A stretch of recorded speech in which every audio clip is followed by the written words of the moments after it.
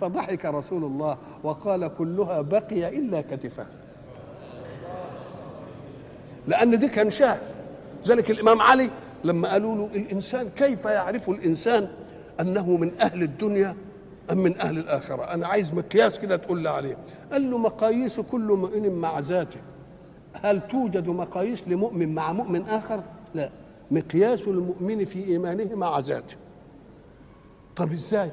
قال له إن دخل عليك من يعطيك شيئا ودخل عليك من يأخذ منك شيئا.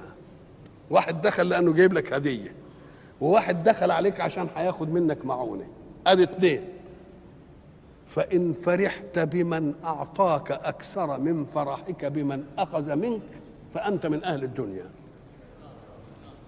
وإن فرحت بمن أخذ منك أكثر ممن أعطاك يبقى أنت من أهل الآخرة. لأن الإنسان يحب من يعمر له ما يحب، فإن كنت محبا للآخرة تنبسط منه، وإن كنت بتحب الدنيا تنبسط من اللي يديك، لأن ده هيزود اللي أنت بتحبه.